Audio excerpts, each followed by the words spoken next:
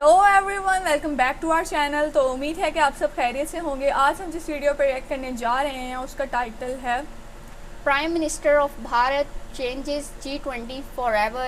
African Union now officially a member of G20. तो finally इस video में हमें जो है वो अफ्रीका के लिहाज से भी देखने को मिलेगा। तो इस वीडियो को देखते हैं और एंड पे इसके बारे में बात करते हैं। So let's start. नमस्कार and I welcome you to world affairs. मैं हूं Prashant Dhawan. Now prime minister of Bharat ने इतिहास रच दिया है। G20 अब कम्प्लीटली चेंज हो चुका है। It is G21 now. यहाँ पर आप देख पाओगे इस टॉपिक से रिलेटेड इंटरेस्टिंगली आज से 2-2.5 महीने पहले मैंने वीडियो बनाई थी कि India wants to make G20 into G21, India's brilliant geopolitical move. इस वीडियो में मैंने आपको सबसे पहले बताया था कि अफ्रीकन यूनियन को इवेंचुअली G20 में ऐड किया जाएगा और इंडिया के लिए ये एक बड़ी जीत होगी।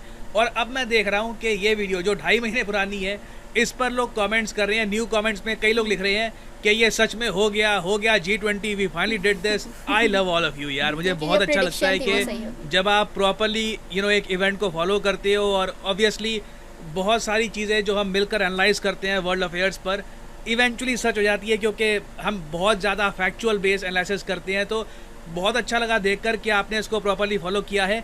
जो प्रिगोजिन की डेथ हुई थी उसको लेकर भी मेरा मन था कि एक वीडियो बनाऊं। उसको लेकर भी मुझे याद है कि कई लोगों ने कमेंट करी थी कि जो आपने कहा था कि प्रिगोजिन के साथ ही हो जाएगा, इवेंचुअली इट हैपेंड। बट उस टॉपिक पर मैं एक अलग वीडियो ला नहीं पाया। बट अगेन पहली बात तो बहुत अच्छी बात है हमारे देश के लिए कि जब इंडिया में G20 समिट हो रहा था उसी वक्त हमने G20 को ऑल टुगेदर ट्रांसफॉर्म कर दिया है। बहुत ही जल्द आप देखोगे कि ऑफिशियली G20 को G21 बुलाएगी सारी दुनिया, क्योंकि अब अफ्रीकन यूनियन भी इस ग्रुप का पार्ट बन चुका है। और पीएम मोदी ने G20 समिट से रिलेटेड एक वीडियो करी है upload.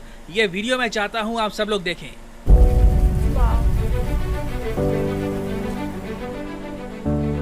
One earth, one family, one future. Swag. आज G20 के प्रेसिडेंट के तौर पर भारत पूरी दुनिया का आह्वान करता है कि हम मिलकर सबसे पहले इस ग्लोबल ट्रस्ट डेफिसिट को एक विश्वास, एक भरोसे में बदलें। यह हम सभी के साथ मिलकर चलने का समय है और इसलिए सबका साथ, सबका विकास, सबका विश्वास, सबका प्रयास का मंत्र हम सभी के लिए एक पथ प्रदर्शक बन सकता है। इतनी बड़ी अचीवमेंट है।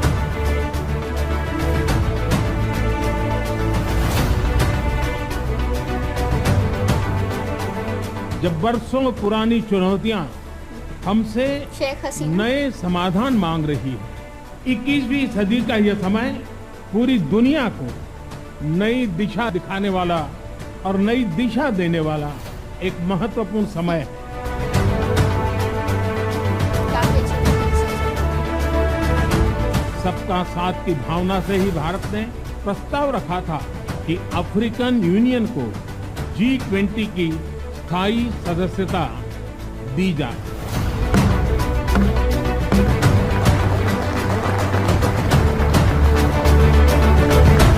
भारत की G20 प्रेसिडेंसी देश के भीतर और देश के बाहर इंक्लूजन का, सबका साथ का प्रतीक बन गई है। भारत में ये पीपल्स G20 बन गया।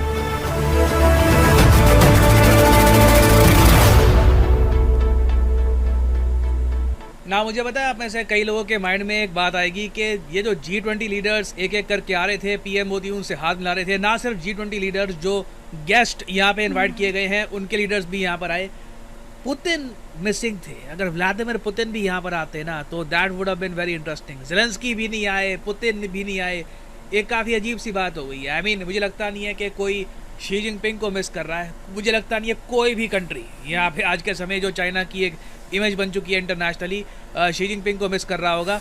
बट व्लादिमीर पुतिन का ना आना, इंटरनेशनल मीडिया इस बात को लेकर कह रहा था कि क्या इससे जो इंडिया का G20 समिट है, क्या इसका जो लस्टर है, क्या इसकी जो अट्रैक्शन है, क्या ये कम हो जाएगी? और इवेंचुअली आंसर पता है क्या निकल के आया है?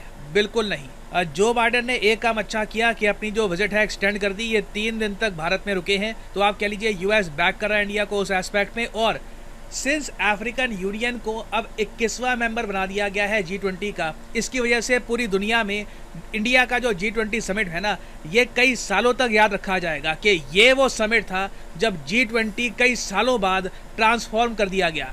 और ये यहाँ पे वो क्षण है जब ऑफिशियली अफ्रीकन यूनियन को G20 में ऐड किया गया। यहाँ पे आप देख पाओगे पीएम मोदी बैठे हैं, नीचे लिखा है प्राइम मिनिस्टर ऑफ भारत, और सदस्यता जैसे ही इन्होंने अनाउंस किया अफ्रीकन यूनियन के अध्यक्ष को G20 के स्थायी सदस्य के रूप में अपना स्थान ग्रहण करने के लिए आमंत्रित करता हूं।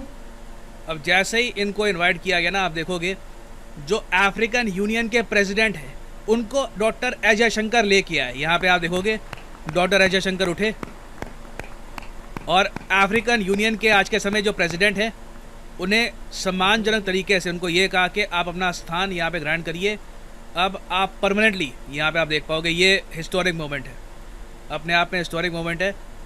इनको यहाँ पर तालियों के साथ इंक्लूड किया गया as an official member of G20। और एक बार आपको वैसे बताता हूँ कि अफ्रीकन यूनियन में पावर क्या है, कितनी आबादी है, क्या पोटेंशियल है। अगेन ये आप देख पा रहे होगे ना, यहाँ पे इनका प्रॉपर झंडा रखा गया है, एक प्रॉपर नेम प्लेट रख दी गई कि African union is now A member of G20।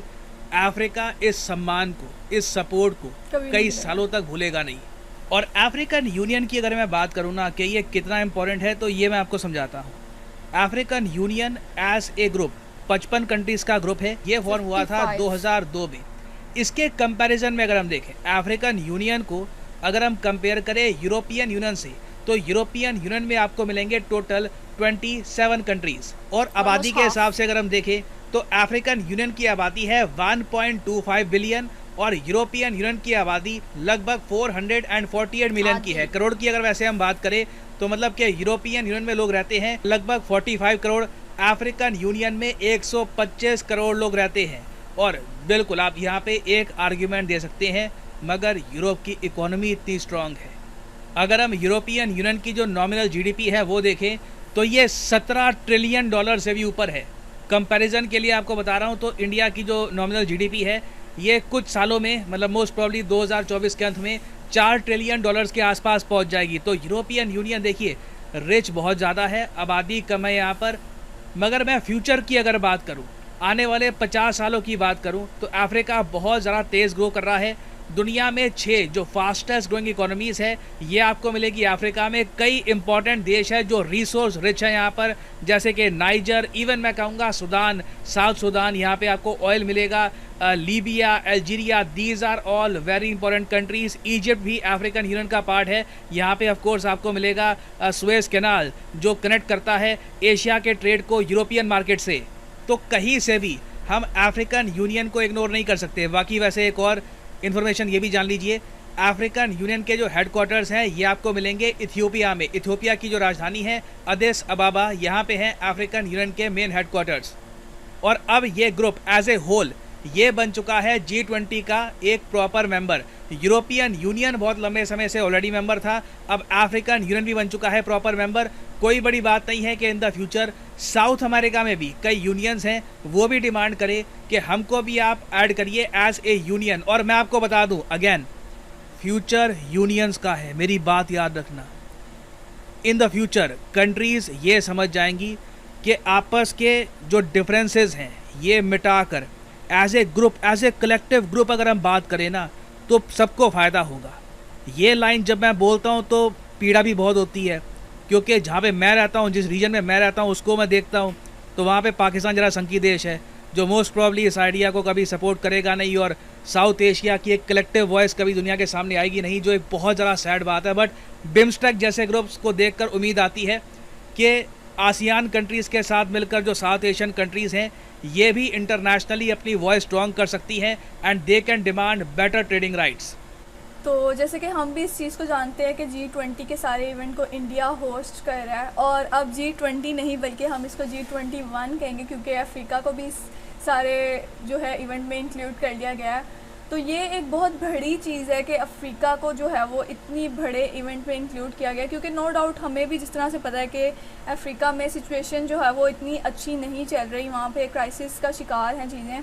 तो ये एक बहुत बड़ी बात होगी और अफ्रीका के लिए भी, और वो इस चीज़ को याद रखेंगे कि किस टाइम पे जो है वो इंडिया ने उनका साथ दिया जब वो यानी उनकी सिचुएशन इतनी अच्छी नहीं थी। और इसमें उन्होंने हमें एक वीडियो क्लिप दिखाई जिसमें नरेंद्र मोदी जी सबको वेलकम कर रहे थे, सबसे लाइन वाइज जो है वो मिल रहे थे और कितना रिस्पेक्टफुली सबको जो है ना अपना वेलकम कर रहे थे। तो वो देखकर बहुत अच्छा लगा कि कितने अच्छे तरीके से मिला जा रहा था, वार्म हार्टेडली। और इसके अलावा उन्होंने वो दिखाया वो मोमेंट जब अफ्रीकन यूनियन को G20 का मेंबर G21 में कन्वर्ट किया गया, तो कितना एक उनके लिए इमोशनल मोमेंट होगा जो अफ्रीका के प्रेसिडेंट आए हुए थे। तो नो डाउट कि इससे पता चलता है कि वो किसी भी कंट्री को, चाहे वो पुअर हो या रिच, कितनी रिस्पेक्ट देते हैं, वो इक्वली सबको उतनी ही रिस्पेक्ट दे रहे थे। और दूसरा अगर बात की जाए G20 की, तो ग्लोबली तौर पर भी जो है वो इस इवेंट का बहुत ज़्यादा फ़ायदा होगा, जैसे कि इसका लोगो है कि 1 अर्थ 1 फैमिली एंड 1 नेशन, तो 1 फ्यूचर। तो बेसिकली इसमें हमारे पास जो है वो ग्लोबली बहुत ज़्यादा फ़ायदा होगा और इसमें सारे फ्यूचर प्रोजेक्ट्स के ऊपर काम किया जाएगा, फ्यूचर डिसीजंस लिए जाएंगे। तो नो डाउट इससे हम भी आइडिया लगा सकते हैं कि आने वाले कुछ सालों में किस रफ्तार से और मज़ीद तरक्की होने वाली है। तो ये काफ़ी अच्छा लगता है सारा देख के, और हम भी इसमें इंडिया को best of luck he wish करते हैं कि वो इंडिया ऐसे ही काम करता रहे और ऐसे ही तरक्की मिलती रहे। बाकी इस हवाले से जो भी आपके पास इन्फॉर्मेशन हो वो आप हमारे साथ शेयर कर सकते हैं, और अगर आपको वीडियोस पसंद आ रही है तो don't forget to give a like and subscribe to our channel. तो मिलते हैं नेक्स्ट वीडियो में।